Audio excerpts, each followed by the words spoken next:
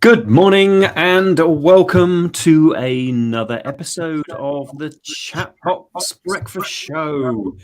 Very, very welcome. What a show we have for you today, all about kindness. And I tell you who's a kind fella. My co-founder, co-presenter, Mr. David Bell. Do you consider yourself kind, mate? I would like to think so, yes. Good morning, everybody. Welcome. Breakfast show here, as always, every Thursday. But yes, I do think I'm a kind person. Of course, there'll be times that I might get grizzly or grumpy. But yeah, 99% of the time, I'm happy. I'm kind. I think about others. And I like to think, people think about me when the time is right as well. But that's what life is about. I do believe if we look after others, support each other, scratch each other's back, do whatever we can do to support each other, then that at some point will come back round and be good for us as well. What about you, Nick? You are, well, I don't need to ask the question. I know you're a very kind, loving individual. Absolutely, mate. I'd like to think we all kind of look inward and think, yep, doing the right thing. I'm kind, I'll go out of my way and help other people. I tell you what, our guests today take kindness to another level. So we think we're pretty good. We're not the Olympic standard that our guests are, but I do believe there's more space out there in the world to be kinder to one another. You've only got to open up your news app to find that times are tough. There's stuff going on that is not ideal for anyone. So yeah, a bit more kindness would be great. And we'd love to hear from you, lovely audience, our lovely, kind audience. The show's all about you, ultimately. So feel free to jump on the chat function, share with us who you are, what you're up to, and are you kind? And any reflections on what that kindness looks like for you would be great. Just share your kindness on the show. We'll give you a shout out. How kind does that sound? Yeah. Tell us about the biggest thing that you've done. And when I say big, it doesn't have to be something that's life-changing. It can be just a very small kindness thing that you've done in the past that makes someone smile or makes their day, changes their outlook on life, maybe gets them back up when they're feeling a little bit down. Because sometimes it's the small things that make a big difference. So we'd love to hear. Put it in the chat. Tell us more. And as Nick said, we'll give you a shout out. If it's your business or it's you, we will talk more about it and share with the world. Because we have people watching this morning from all over the world joining us. Probably majority of our listeners and viewers are certainly here in the UK, but we know we reach other parts that chat shows don't get to, including Australasia, into the Americas, down into South Africa, over into the Middle East, Far East. We are broadcasting globally. And good morning to you, or good afternoon, or good evening to you, wherever you are. Let's see if we can find the furthest person away today. Pop your answers in the chat. Where are you listening from? Are you maybe bouncing up and down on a boat at sea? Maybe flying across the Atlantic on a plane? You never know where people are watching our show these days. So, Nick, before we kind of get our guests on, because we have got two really good guests, and a lot of the time is going to be dedicated to our guests this morning.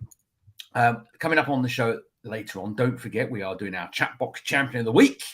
We'll be announcing who our champion is. And I will say, this week, our champion is linked very, very closely to kindness and going that extra mile and doing things to make a real difference.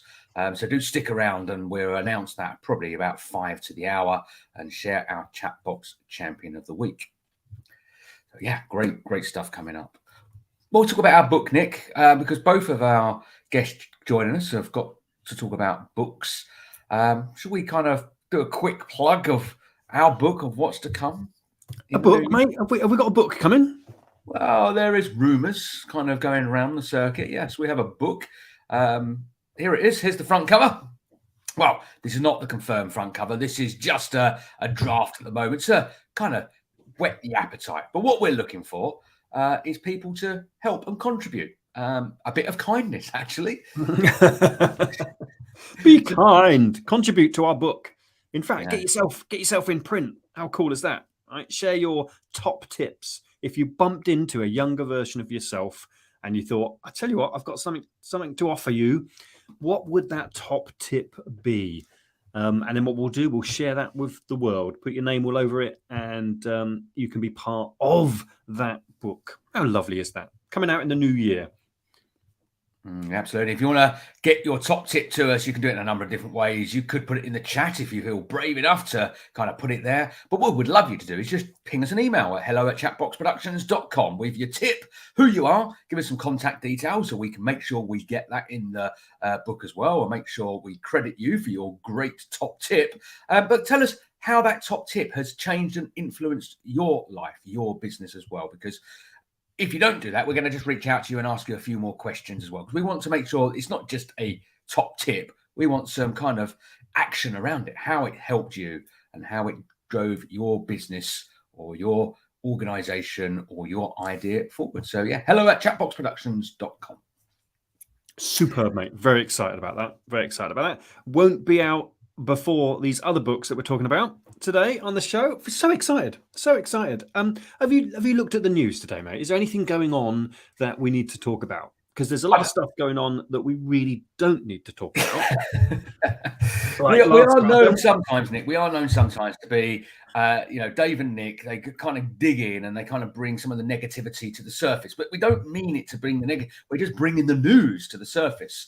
Now, we all kind of, if you're stuck on the M25 this morning, by the way, don't worry. Just sit back and relax and enjoy the show.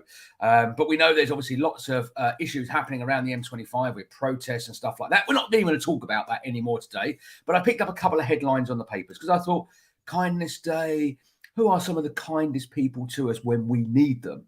And that is our NHS services and our nurses. And kind of hitting the front pages, a number of papers today. Nurses to strike here on the Daily Star.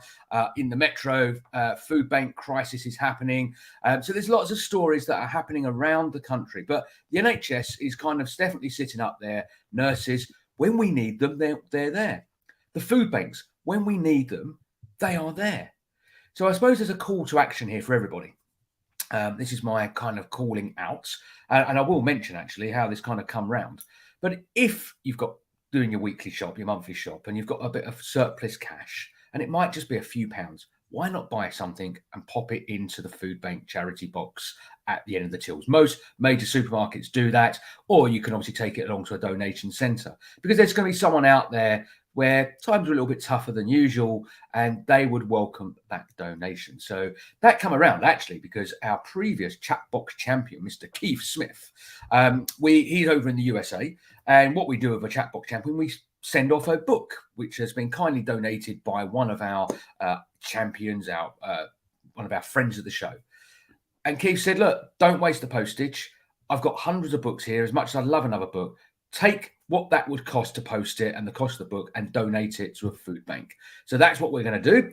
We're going to put something like £15 plus something like that, food bank, on behalf of Keith Smith. So thank you for that, Keith. There's an act of kindness this morning. Brilliant. It's not difficult, is it? There are opportunities to be kind absolutely everywhere. And it's a shame if you go through your day and don't find one and don't share it, because it makes you feel good. It makes everyone else feel good. It's the right thing to do. Us lovely humans, we're social beings after all. Why wouldn't we be kind to one another? Right? We're not. Well, we are animals, but we're not animals. Right? We should be kind. Right? So let's explore how we can be kinder. Let's get some guests on, mate. Let's talk about what kindness actually could potentially look like for all of us if we dug a bit deeper. Let's do that. We're back right after this. And when we're back, we will bring our first guest onto the show that's going to be talking about kindness, random acts of kindness, and maybe things that you can consider. It's going to be fun. It's going to be certainly educational. We're back straight after this.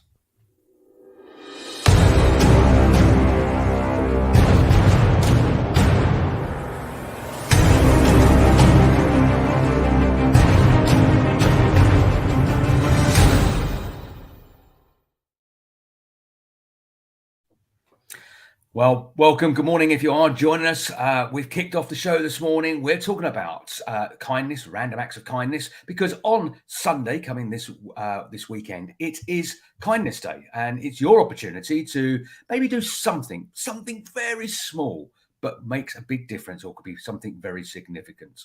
But our first guest is someone that has really excelled at doing something small that becomes something great. Joining us live from the show, been waiting patiently backstage. Please welcome our first guest of this morning. Welcome to Harpal Dhatt. Good morning and welcome to the breakfast show. Hi, David. Hi, Nick. Hi, listeners. Thank you for inviting me to your business breakfast show and dedicating this to kindness in preparation for World Kindness Day.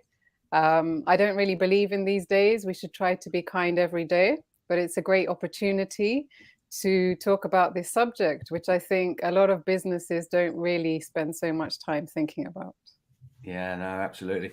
Harpal, now, when we started initially speaking to you, it was several months ago now, and I said, look, let's get you on the show. There's some great content. We're going to dive into that very shortly. And it was actually yourself that brought to my attention that World Kindness Days come up on Sunday. So we decided to obviously tie up this particular show, theme it up all around kindness. So that's a big thanks to you because you made that happen by pointing out the day, the theme, so we can match it all up. But you've got some great content that we want to explore further, but tell us about the Kindness Chef, because that's kind of who you are and that's what you represent. I've got so many questions, and I know Nick has got many questions as well, but just give us a little bit of background about Harpal and the Kindness Chef. So the Kindness Chef is I'm creating recipes and menus to help people take care of their mind, body, and soul. So it's almost like my book is not out yet. I think your book will be out before mine. I've been working on it for a long time, but I'm kind of creating a kind cookbook for your mind. So it's all about nourishing yourself. And I call myself the Kindness Chef because it's about thinking about ingredients and methods, just as you would cook a great meal. How do you prepare for your day? How do you take care of yourself? You spent a lot of time. I mean, it is important to be kind to others, but also we need to be kinder to ourselves. And I think this is a bit of a gap in the market, let's say, that people think that they are being kind to themselves, but they really are not. About 78% of people are kinder to others than themselves. And the more I've been doing this work, I had the illusion that I was being kind to myself. So it was a great question I heard Nick asking in the beginning, are you kind to yourself? And I thought I was, but the more I'm doing this work, the more I'm realizing that actually I'm not. And the work I've been doing around personal development and self-awareness, a lot of people are not self-aware. So they think that they are. And so a lot of my work as the Kindness Chef is actually to make kindness, it's beyond random acts of kindness. It is good to talk about random acts, but I don't really like that word. But I do like what your next guest is going to be doing and what you're talking about, random acts, like putting more food in your Lidl or wherever you're going shopping, to help other people. But I think it's also to be having intentions. So intentional acts of kindness and really realizing about your own actions that maybe you're not as kind as you are. And as entrepreneurs, business people, you're very busy people, always on the move, perhaps not really present in your bodies and taking care of your feelings and emotions. So the Kindness Chef is here to help you to do this in different ways. So I've created an A to Z about things that I think are important, which maybe you haven't realized. So, and I'm bringing this to you in a more interesting, dynamic, hopefully way than a boring workshop style. So hopefully your listeners can listen to my podcast called Kindness Chef, where I interview different experts on my A to Z. And we talk about kindness. We talk about different ways that people can practice. I'm massively fascinated, and David's absolutely right. I've got loads of questions. Before we dig into ingredients, because I'm very keen to know some of these ingredients that we may or may not recognize. I'm fascinated by the fact that you've realized that you're not being as kind to yourself as you thought you were, because you've got an NHS background. Right. So Yes. I would assume that you'll be on top of your game as far as mindfulness and understanding where you're coming from. but like most of us, probably slightly unaware, potentially vulnerable, based around not being kind enough to ourselves. How did that come about? That realization? Well, it was when I was doing my branding around kindness, and somebody was asking me, "Why do you do this work?" And I was like, "I just do it." She's like, "No, but why do you actually get up and work on kindness?" And she kept kind of pushing some buttons, almost doing some surgery on me, digging deep. And that's when I started to have therapy in the last perhaps 2 years. And that's when I realized, actually, probably, why am I doing this work? I mean, we do the work that we need the most. And so I realized that I don't take care of myself as well as I could. I perhaps am a people pleaser. I neglect myself. I think, oh, these other people are not kind to themselves and I'm okay. So I've kind of realized quite a bit about myself in the last 2 years. I thought I already knew myself because I've been studying psychology, business. I'm an occupational psychologist. And yes, I spent quite a lot of time working in the NHS, where, you would think that's an environment of kindness, but it really isn't. But in terms of the culture, but yes, all these nurses and people on the front line, they deserve to be paid a lot more than they are. And but I don't know how that's going to change. It seems that might happen, possibly, through obviously the potential strikes that are happening and stuff like that. But let's not talk too much about that, because there's so much more we want to learn about what you are doing and how you're helping. You mentioned business owners, entrepreneurs, people that are super busy, never enough time in a day when you're running a business and got a family and all that type of stuff. But one of the things I do want to explore first, because others might be, like me, a tiny little bit confused, because you talk about serving A to Z of kindness recipes and menus to nourish your mind, body and soul. Now, just to clarify, are we cooking something up in the kitchen with ingredients here? Are we going to be eating something that's going to, fill our bellies and make us feel kind? Or is it just a real play on words, and the Kindness Chef is all about recipes to make you do things that are going to be kind to yourself and others? That's a great question, David. I am here to confuse people a little bit, to kind of stop and say, what is this? And it is actually about mental well-being, using the concept of food, but it's about ingredients like Nick mentioned, mindfulness, nature, different activities for your mind. So it's not real food, but it is actually... I was getting excited for breakfast. But you can link it with real food, and it's like, just as you put food in your mouth, it's to do with the words that you say, the way that we live our lives. So it's a metaphorical concept. Yeah, no, absolutely. I kind of got that, but I just thought for clarity of my own mind and probably for other listeners, that yes, it is a menu. You are using ingredients, but it's metaphorically speaking.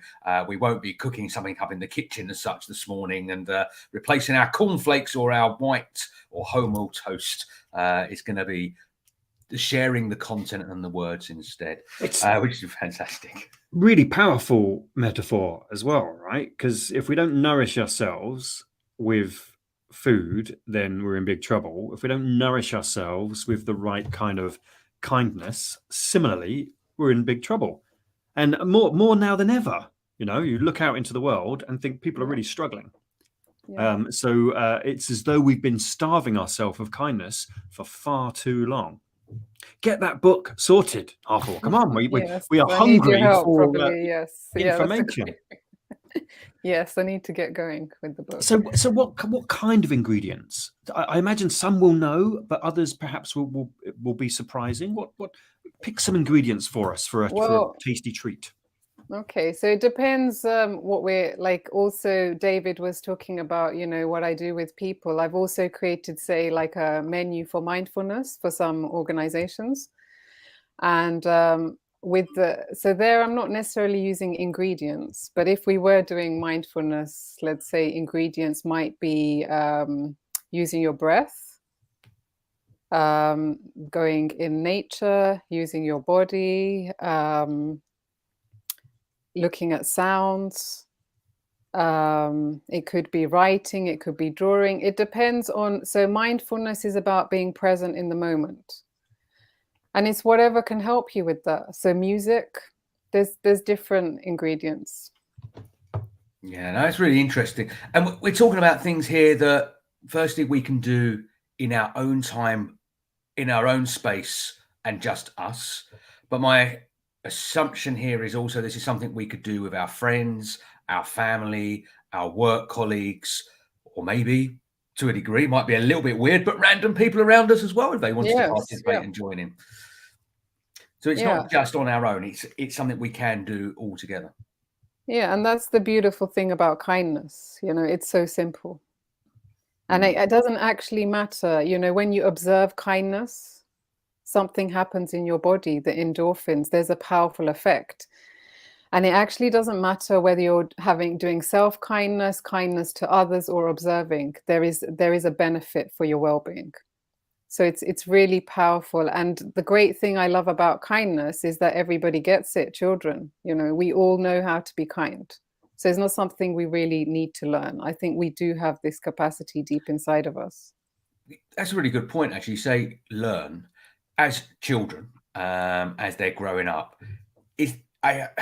There's an element that we obviously copy from people around us, but we have to learn the element of sharing, for example. So we have to learn the element of kindness as well, because that's just part of our upbringing. Or do you think it's something that's ingrained in all of us? Because not everybody's kind. You know, let's be honest, most people are, let's say the majority, but there is people out there that are not kind. Someone that come and burgles your house is not a kind person. You know, they have no thought for others. And we could break that down into so many things. People that throw litter on the floor, that's not a kind gesture or something to do. So we're all, I suppose there's different levels of kindness, but it's something we learn. And is it something we can continue to learn as well? Well, I think we're born, perhaps, you know, when we're born, we are kind. It's kind of what happens as we're in this world that we may forget about it. And, you know, like you talk about the news, all this, there's so much information out there. It's so confusing. So, you know, who are we to judge as well? I think there are people that drop litter. They may do some kind acts, and, you know, people that don't drop litter and are not necessarily kind. So we can all be quite judgmental. I think everybody's doing the best that they can.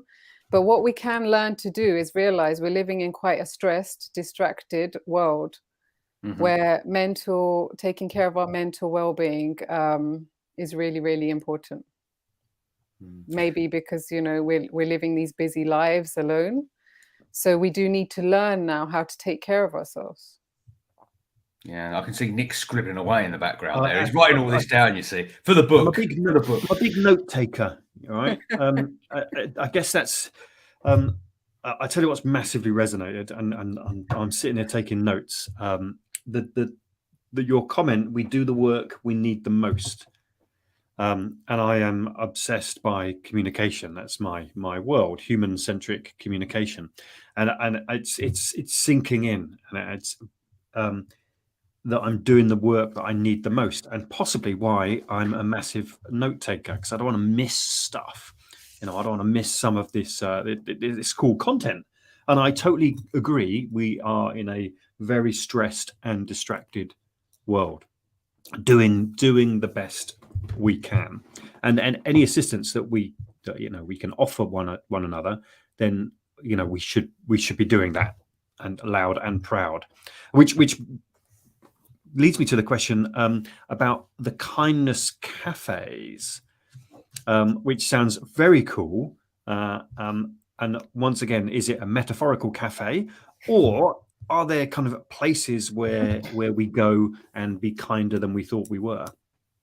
Again, it's metaphorical, but it was a pop-up concept, which I was doing in different locations, and there were waiters and waitresses with a menu, with activities. Like a starter could be looking at somebody for 1 minute with eye contact and smiling. What's the next one? The starter. The main could be hugging somebody or high-fiving, and a dessert was something like gratitude, like an espresso, so short and sweet. And This was the vision I had was, I call it Kindness Cafés because I wanted more than one. Mm-hmm. And it was a concept of volunteering, and I wanted, this to be happening all over the world. Which it did. To jump in there, you went to Kathmandu, Nepal in 2016 to run the first Kindness Cafe experience. So I've got a couple of questions around that. Talk a little bit about that. But that was also recently, I've just watched it. If anyone hasn't seen it, it's an amazing documentary on Netflix called Aftershock, which talked about the earthquake in 2015, which led to lots of loss of life, changes all around the Nepalian area and stuff like that. So did you go there because of that happened to offer your Kindness Cafes, or was it just where you went? So tell us a little bit about the cafes that you run there, but what was it like going there after not too long after it all happened as well? So somebody called Pooja, who is from there but living, I think, in Switzerland, she arranged this, perhaps because of the earthquakes and also the fact that people there don't have a lot of access to personal development. So she wanted to go and give back to her community. So one of my friends, Shamash, I don't know if you know him, Aladina, he told me about this work, and I had never met Pooja, and I was like, I just have to go there. And that's where I ran the first Kindness Cafes experience. I saw the people there. I mean, it was one of the most incredible group of people I've worked with. These young, entrepreneurial, talented individuals. Some of them had lost their friends, with the earthquake. They were really struggling. And when I said I was a psychologist, they all were coming to me and sharing some quite, their problems with me because they don't have access to psychologists. But they were amazing. So the waiters and waitresses, they were like being unkind to themselves, saying, oh, I don't know what to do. I said, don't worry, this has never been done before. Nobody really knows what to do. And so it's an opportunity for them to practice. And then they're creating an environment. So the main thing was, how can we create these spaces? So that's what I was doing, I'm doing perhaps still, of where people can practice and have fun and play and be creative. It's also about being a little bit playful and not taking things so seriously, but really going deep inside of yourself and connecting with your mind and body and soul, especially in Nepal. You can see the Himalayan mountains. It was an incredible experience where I got to see that this concept, it works. And how does that translate when you go to a different country? So it works in Nepal, right? This idea that we can stop, we can think, we can be playful and create the space where we can be kinder to ourselves and one another. Does that translate into, let's say, into London or into another major city where you think everyone's just too busy? They for some reason, they don't think they're allowed to stop.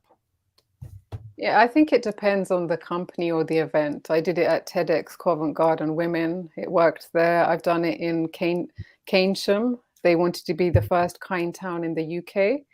And I went there, the mayor was there and local people from the community. So I think it can work everywhere. And you can amend, the context to be more or less playful depending on the people. But it works with young people, older people. It's an opportunity for people to, sometimes the things that children do, like drawing, I kind of want adults to do more of this. And this is what I've done as well with my mindfulness menu. It's quite amazing, when people get a bit creative, the wisdom they can gain about themselves and the answers, the tips they can get for themselves. Fantastic. We are against the clock, as always. I'd love to sit here and chat for another half an hour about everything you're up to and doing. But I always kind of wrap up with a couple of questions to, a little bit of self-promotion. If people want to find out more about you and the Kindness Cafes and everything that you're doing, how can they do that? I know you have a website, so let's put that website up on the screen for everybody to find out, but it's thekindnesschef.com. Yeah. And so at the moment I have a podcast with the same name, and also I'm looking to build a community where I can help people, take daily care of their well-being, because it's not easy, and it's not easy to do alone. So I want to kind of support people. Mm-hmm. So brilliant. And my final question that I ask all our guests join us on the show, you may have picked up from earlier on that Nick and I are launching a book in the new year, and we're looking for contributors. We're going to have over 100 top tips in there. One top tip from you this morning, Harpal, what would that be to go into that book if you're in the final 100? Okay, so like when you wake up in the morning and look in the mirror, to kind of smile and wave at yourself and to say good morning and to be kind to yourself. To be kind to yourself. Say Look good yourself morning. in the eye and say hello, good morning, Harpal, David, Nick. Yeah. Fantastic. I tell you what, why on earth? Right? I'm not a young man, right? I'm definitely the wrong side of middle age. Why on earth am I not doing that on a regular basis? Saying hi, Nick, waving to myself. Yeah, or 'Cause I even don't high mind, I don't mind. five. Yeah. You can do a high five as well. And this comes from a lady who's written a book about high five. I don't know what it's called now, but it works because we're waiting for other people to see and acknowledge us. But, you know, it really can shift your mood a bit to really see yourself and smile at yourself and then go out and do these random acts of kindness for other people. I'm definitely doing this. I'm every morning, Harpal. From now on, you can test me. I am saying Communicate with yourself, Nick, first. Yeah, the communication. Yes, bring it on. Excellent, excellent top All tip. right. Thank you. Well, Harpal, it's been great having you on here this morning, finding out more about the Kindness Cafés and all the great work that you're up to. If you want to find out more, don't forget to go to the website, which is thekindnesschef.com. More information there. Listen to the podcast. And Harpal, we'll catch up with you. Maybe, how long do you think your book's going to be before it's out there? I know you've been working on it a while, but just as a guesstimate, we're talking a few months, maybe 6 months? Yes, I hope so. We'll get in touch in 6 months' time. We'll get you back on and we can then All right, talk great. more about Thank your you. book, and we can, rustle up some recipes together Yes. and get cooking in the kitchen. Yeah. Thank you. Thank you, David, Nick, and listeners. And be kind to yourself and each other. Thanks, Harpal. All the best. Thank you. Great stuff, way mate. to Let's start. help Harpal build a community. Mm. And you've not written a book, mate, so you don't know how painful that question is of how long before we're going to see a copy of this book on the shelves. It brings tears to people's eyes. It's no mean feat, you know, getting a book together and launched. We can find out more very shortly, because our next guest, I can see him sitting in the green room as you said that question. You don't know what it's like to put a book together and get it launched. And we will be talking about the book that's coming to the shelves very soon. But he was sitting there laughing away in like that misery of pain. Like, I know exactly what it's like. So any other authors out there, you know the feeling. It's hard work to get stuff out of here in a legible form into book form, and then the process of actually getting that into the hands of other people, not easy. And if however that's your thing, get in touch, because there's a lot of people out there who've got great books inside of them, and we need a channel of getting those books out. Yeah, exactly. And actually, you can do like Kath Reynolds has done. I've seen it pop in the email. She's sent through her top tip. I'm not going to give it away on here, but it's a really good one. And as we ask, you've actually given us some information around how that tip has helped you and your business. So thank you for that, Kath. I haven't got a chance to read it all yet, but I've seen your headline, which looks fantastic. So yeah, if you want to do the same, want to get a top tip into our book, pop it on an email to us, hello@chatboxproductions.com, and it will pop into the email box, and we're going to start collating all those in the next, well, probably the next month or so, ready to compile into the book for the new year. So looking good and forward to that. Well, it's going well, Nick. Great first guest. Second guest is ready and lined up. We're going to have a quick ad break, and when we're back, we're going to get our next guest on and find out more about this book.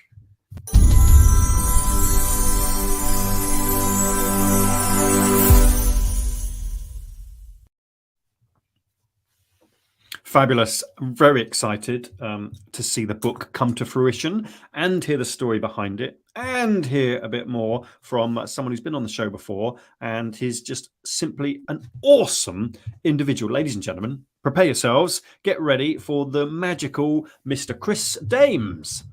Good morning, everybody. How are we? Morning, Chris. Doing very well. Thank you very much.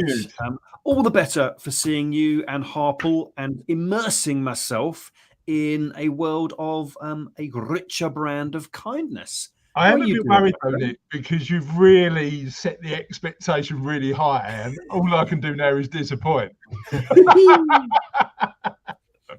So, Chris, for those people that may not, I don't know who these people are, but may not know who you are, let everybody know who is Chris, what is it you do, and then let's start talking kindness. So hello everybody, my name's Chris Daems. I've got a business, day job, where I run a childhood financial planning practice, and our job during the day is to help people find out what financial independence means to them and get them on the journey to get there, or often tell them that they're there already so they can live the lives they want. That's my job during the day. And that keeps me pretty busy. But the most important job in my world is dad. So I've got two daughters, now 10 and 18. And when my journey exploring kindness started, my eldest daughter was 30. So part of the motivation was I had a teenage daughter and I needed an excuse, something to work together on for her to continue to want to talk to me, basically. So that was part of the motivation. Now, you guys mentioned that I'm an Olympic standard expert on kindness. That's definitely not true. I'm more of an Eddie the Eagle kindness, somebody who makes the effort to try and understand more, but is still getting there. So a bit of the story about how I started to sort of explore kindness. 5 years ago, I was looking at the world and particularly the news and thinking my lived experience is that actually people are generally good, but all we hear is the stories of things going wrong. Now, we know that as humans and as a media, we've got a negativity bias. That's certainly true. But the reality is, I wanted to have a platform to share more stories of people doing amazing stuff in the world. So that was number one. Number two, I just wanted to learn the tips and tricks of what these people who were doing great stuff in the world were doing. And phoning people up and going, you're interesting, can I have a chat, isn't as powerful as phoning people up and going, I've got a podcast, would you like to come on and be a guest? So it was just an easier way to have conversations with interesting people. So 5 years ago, we started the podcast as a hobby, and it still remains the case. The remit of the Kindness Project podcast is every week we interview somebody doing amazing stuff in the world. That's it.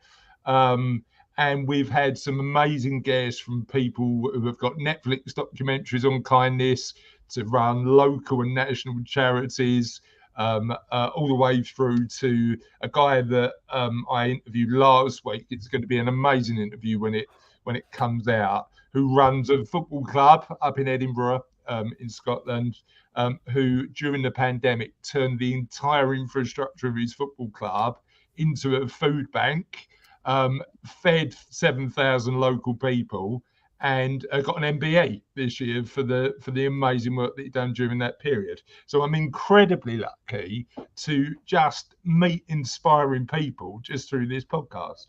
And what's the journey of the podcast has been an interesting one, because when it first started, it was me and Charlotte in a room going, we don't know whether anybody's listening and whether it's going to go anywhere. But 5 years later, we get tens and thousands of downloads every month. We've been on Spotify happiest podcasts in the world lists. We're actually fourth, which I don't know whether to take as a compliment or just an aspiration to get higher up on the list. and I love the work we do on that. That's resulted now in the book coming out. So what I've done is taken all of those amazing ideas that I've stolen from our amazing guests, and we're sharing them there in the book so other people can learn not only to be kinder to others, but also to be kinder, as Harpal said, to be kinder to yourself. Yeah, sounds like we have the same plan of attack, that we're interviewing great guests like yourself, of course, but lots of guests coming on to Chatbox, lots of guests coming onto your podcast, and we're asking the right questions and getting the right content from them, and how they're doing things and how they're changing the world, and how, in our case, how they're affecting businesses as leaders. The small things make big differences. And then what we've done is we've taken all that great content and we're wrapping it all up and putting it into a book. 100%. And actually, as business leaders, we've got a real interesting opportunity to be kind, right? So for me, one of our values as a business is do well, do good. We've been lucky enough to grow commercially as a business and be sort of 12 years in. I'm not convinced in the first 2 years of running a business I knew this, but 12 years in, being fairly sustainable, growing really well, and continuing to do good work for our clients. I think as a business leader, and I've only got a small business, but as a business leader, I've got an obligation to give back. So do well, do good is something that all business owners can do. Now, that might not be your value. You may run your business in an entirely different way. But as I say, most people I speak to, including most business owners, know they've been lucky and worked hard and want to give back. And I think that there's massive value in that, right? So I find, and I think I've found this generally from the start of my business, that other business people, they're really nice. Right? You ask for help, and the business community will say, yeah, no problem. I've been there. I know what that looks like. This is how I did it, and these are the mistakes I made, and don't make those mistakes. We want everyone else to succeed, even oddly enough, our competition. We want them to do well as well. I'm completely relaxed about that. I mean, I think the benefit of just putting good stuff out there and sharing the lessons you've learned is, and I'm not a very spiritual person, really. I'm very practical in nature, but that element of doing good, and it normally comes back to benefit you, because your reputation is then of somebody putting good stuff out in the world. I think that pays off. I mean, one thing I do want to thank you for, Nick, and it's interesting because it's one that I didn't mention in the book, but one that stayed with me, is that tiny act of kindness you did on the tube that you wrote about in your book. So do you remember that?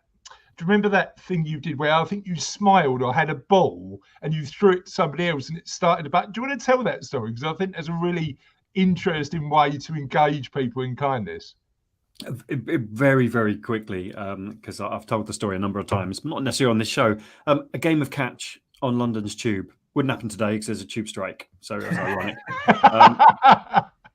It was a bit of an experiment to break down social barriers, to turn, my thing is we're turning into zombies, to turn a tube full of zombies back into lovely humans so they could interact with each other. Check out my TEDx talk because I talk about it in detail. But it was a very simple act, but it was very powerful because it reminded people, actually we're quite nice. We have the skills to communicate with one another. We just needed that barrier to be broken down. And I imagine through the podcast, you must have seen masses of that, Chris. Masses of people, just small things, but making a big difference. You want to share some of those? Yeah, 100%. So I think the easiest way is to, as Harpal said, and I thank you guys because I've now got a new guest that I can invite on my podcast, is smile, right? So how many times have you wandered down the road? My kids are not keen on it because I smile at everybody, and not everybody smiles back. But if I can sort of brighten up somebody's day by just doing that's really important. In terms of our guests, let me think about the one of the most pertinent ways to do that.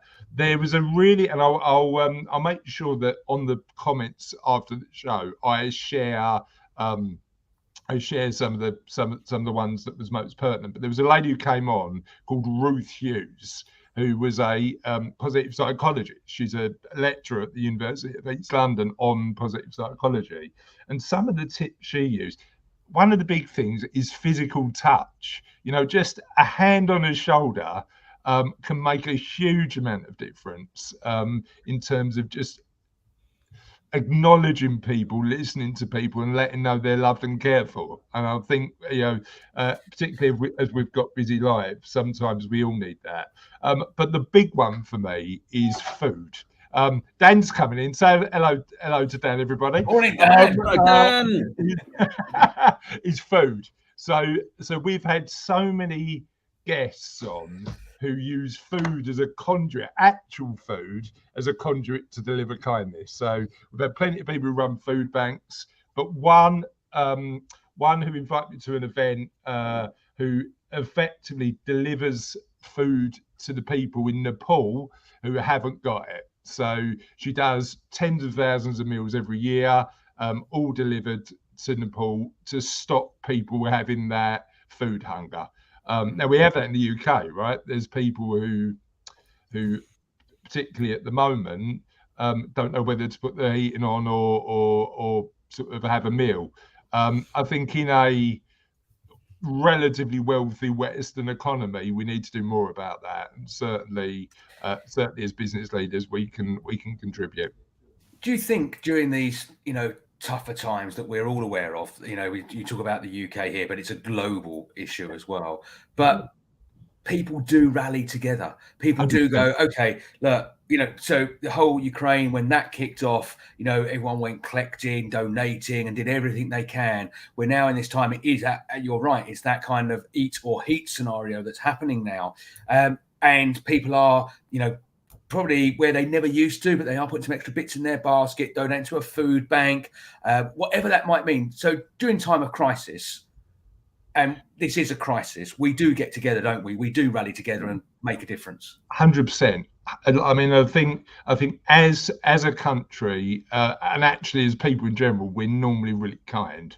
But I think Harpal's right. It's important to get the balance between being kind to yourself and making sure that you're kind to others. And that certainly there's days that I know that I probably do too much and I'm not as kind to myself. But my big tip when it comes to being kind to yourself, and it's practiced by a lot of our guests, interestingly, is the importance of gratitude in our lives.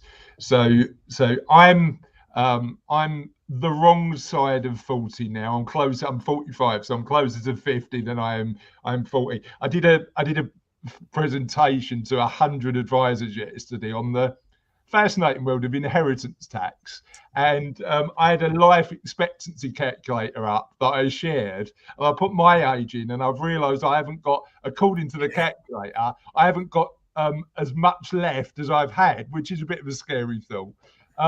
But I'm sort of, I've had sort of a decent chunk of my life. I'm losing my hair. I probably could do with losing a stone and a bit. There's loads of challenges that I've got in my life, but I am one of the luckiest people on earth. I know that. And knowing that then empowers me to turn around and go, you know what, let's get up and make an impact. And let's get up and make sure that we're making other people's lives better. And that sense of perspective for me is fundamental, because if you forget that you're lucky and you let all of these other elements come into play, I just think your starting point is skewed. It's a great point, right? Life should be measured not in a number; it should be measured in zest and deeds and what you're actually achieving, what you're giving, as opposed to how many years you might have on how many candles on your cake at a birthday at the weekend, Chris. And I'm a chunk older than you, my friend. You wait till you get to the wrong side of 50. Oh man, you got it all to come. You reckon the book's tough? Oh, yeah. Well, I mean, the book. But this is the thing, isn't it? The amount of clients we've got who have achieved financial independence, and actually, the next book I'm writing at the minute is going to be about that journey towards financial independence, but what do you do when you get there? What's next in your life when money's not a problem anymore? And actually, for a lot of people listening, that might sound like a bit of an arbitrary challenge. For the people there, it's not, because it is a genuine issue. And the more that I look at that in my life, I think about the impact, the positive impact I want to make over the next 50 years. You know, that's going to be my big thing. And the book for me is a legacy project. It's something that Charlotte can look back for years. So it's going to raise it. I mean, we're giving 100% of the profits to charity. It's all going to St. Francis Hospice. We're really proud of that. But if somebody reads it in 10 years, or Charlotte picks it up in 20 and goes, look what me and my dad did, that's what I want. Yeah. That's the aim. Let's talk a little bit about the book. I've gone and found it on its. We'll have to duck out the sides here, but I won't leave it up too long, Chris, because it's over here. The Kindness Project book. It's coming out on the 17th of November. It's pre-order at the moment. Yeah. It's going to be based on Kindle and in paperback. So, like Nick, he loves the physical book, the smell and stuff. I think most of us do. But if someone wants it in a digital format, they can have the Kindle version. But tell us a little bit more about the book. When Nick mentioned earlier the toughness of putting a book together, you were laughing backstage. So tell us a little bit about the journey so far. I've just got to tell a really quick story about book planning for anybody who's thinking about writing a book. I always start with Post-its. So I go real old school when I'm planning a book. And for the next book that I'm writing next year, I've got a home. This is my sort of separate office, but I've got a home office that I use for when I can't be disturbed, when I'm doing something that doesn't need to be disturbed. And I basically spread out all of these Post-its all over the wall and go, that goes there and that goes there. 2 days later, I come home and my daughter my eldest daughter, Charlotte, had all her friends round and moved all the Post-its. Now, it took me 3 hours to put these Post-its up. I went, Charlotte, where are these? Where's all this book planning gone? She went, oh, Dad, it's fine. I put it in a drawer, completely out of order. I had to start again. So, yeah, the frustration is real on that, certainly. But the book talks about kindness in a number of different ways. It starts with being kind to yourself. You can't pour water out of an empty jug, so it's important to make sure that you're looking after yourself first. And then explores small acts of kindness. Kindness is charitable. Being kind in your business. Giving. So we have clients who, as part of their financial plan, philanthropy is important. So giving back to good causes. So we had the world's leading philanthropy expert who we work with at Savello on to talk about that. Lauren, she's amazing. Kindness in business. So how do we share our knowledge, skills and expertise? And I know you guys do a lot in universities. And that's about empowering the next generation with the skills they need to do that. So I think that's a kind act.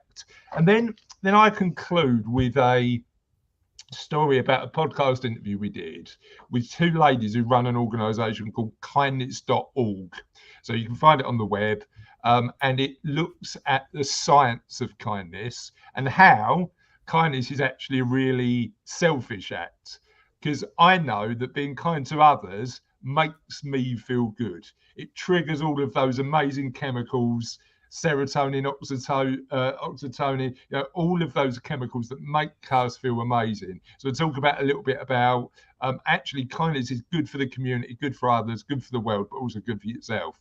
And then when we spoke to Jacqueline, who's from kindest.org, she made a really interesting point, which was, we've got busy lives and we're in a position where we've got a lot to think about. But if we could all be just 10% kinder, what would the world look like? And I thought that was a really interesting question. So I finished the book by asking that question. What do you think? What would the world look like if we were 10% kinder? It's a bonkers question as well. It's brilliant. Absolutely brilliant. Because us business owners, right, we're kind of geared up to think, well, what if I could just be 5%, my profit margin go up by this much or that much. 10% more kind out there in the world. It'd be a joy, wouldn't it? You know, you wouldn't want to work from home anymore. You'd want to be out there in this almost utopian land of kindness. And it wouldn't be too difficult, would it? I don't think so. Just 10% kinder. Just a little bit. Do a little bit more, or some. But then I think that comes from being 1% kinder every day, doesn't it? Do you know what I mean? It's just like, if you take that, if you just smile at 2 more people, or just when somebody asks you a favour, if it's within your capacity and you've got the energy to do it, help. I think we've all got the opportunity to do that. It could make the world an amazing place, I think. Yeah, but I am biased because I have been on a bit of a interesting kindness journey, but still love it. You're allowed to be biased. You're allowed to be biased. But you also talk about that 1% each day. And as someone that's in financial planning, you're talking about compounding. You know, so if we're doing 1% every day, that compounds up to be, and I haven't got a calculator in front of me to work it out, but that, you know, is going to be huge at the end of a year. And if we was all to do that 1% increase per day, then we would live in a far better world than we live today. There's no if, buts, and maybes about it. It's really interesting. So all of us in our business lives, all of us in our, you know, if we've gone that journey, on that journey to financial independence, know that you don't get there overnight, right? It takes just tiny steps, tiny bits of action, and then effectively the right habits. So making sure we sort of change our habits to reflect where we want to go in life. And I've certainly done that in the business and helped clients done it in their financial plan. That principle can equally be applied to the way we behave, couldn't it? You know, if we could all just be a little bit more considerate and help a little bit more. And when somebody says, can you help me, instead of that automatic reaction, which I've done, I've got the time, actually turn around and go, you know what, I'm going to help you out. Those little changes can make a huge impact. Compound kindness. This is the future, right? Compound kindness. You know what's one of the worst thing about writing a book as well, chaps? You have conversations while you're talking about the book. You go, I wished I would have wrote that. And I didn't write about compound kindness. So compound kindness. You can have that for the next one. There you go. Chris, I had to draw a line, all right, because my book, you know, as you know, all about communication, and I meet a lot of people and I learn a lot about communication. I had to draw a line in the sand and thought, no more of these conversations are going in the book, right? I've got to stop writing the bloody thing, otherwise it's never going to go anywhere. Yeah, 100%.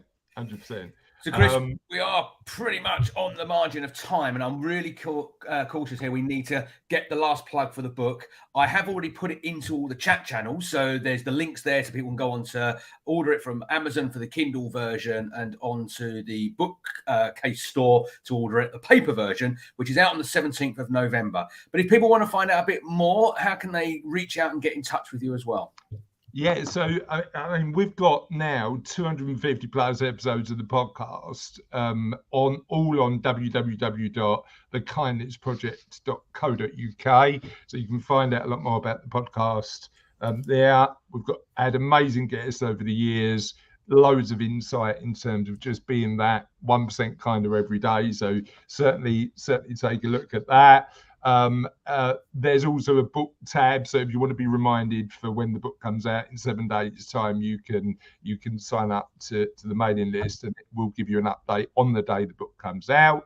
And if you want to find out about the work I do and all of that sort of stuff, if you visit www.cervello.fp.co.uk, that's all of the financial planning element. Perfect. So I've put all the links to the podcast, to the book, to get it pre-ordered and get it delivered or downloaded on the day of release, and also to the website there. So if you want to find out more. And last thing for me, can I just say thank you to both of you for being amazingly kind to having me on again. It is Kindness Day, so thank you for sharing the love and kindness. Cheers, guys. Thanks a lot, Chris. All the best. There we go, Nick. We're nearly at the top of the hour. Going to wrap the show up very shortly because I imagine people watching this are going, God, I've got to get a train. Today you don't need to worry about that. You can stay at home and enjoy your day working from home. You can be a little bit kinder, perhaps. If you've got more time, be a little bit kinder. And I love lots of notes, of course. You can't pour water out of an empty jug. Blooming marvelous. For some reason, I've never heard that before. Thank you, Chris. You can't pour water out of an empty jug. What a beautiful metaphor about be kind to yourself and then go out there, compound kindness, be kinder to others. Yeah, and don't forget, do well and do good as well. I love that. That's it's a great one. I'm going to coin that one as well because I think it's a lovely phrase and a lovely saying.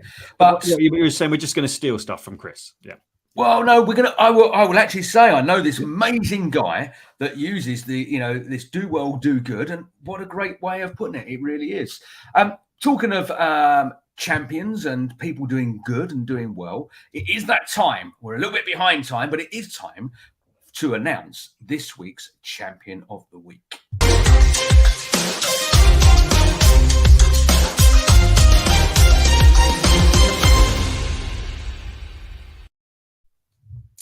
Now, we have so many great friends, so many great followers, so many great guests of friends of the show have been on here. But this week, we thought that this individual deserved it because it is Kindness Week. And his business has done so much kind and helped so many people. So this week, our Chatbox champion of the week goes to...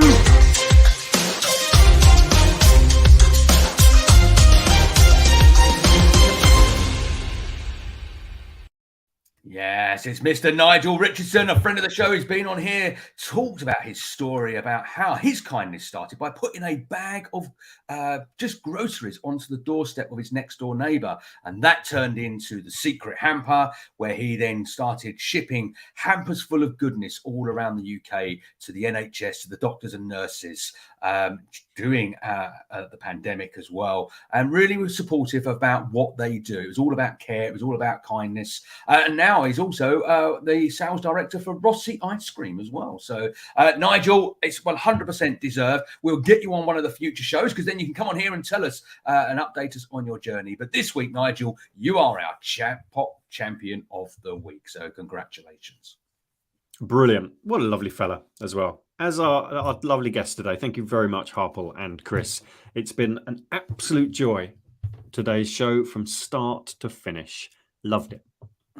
Yeah, absolutely. But that's all we've got time for. We have gone a couple of minutes over the hour. And I suppose it really leaves us to say, be kind. Don't forget, this Sunday is World Kindness Day. So if you do have that opportunity, do take that chance to maybe you could do something small. As I say, it could be maybe send a letter, a card. It could just to be a smile.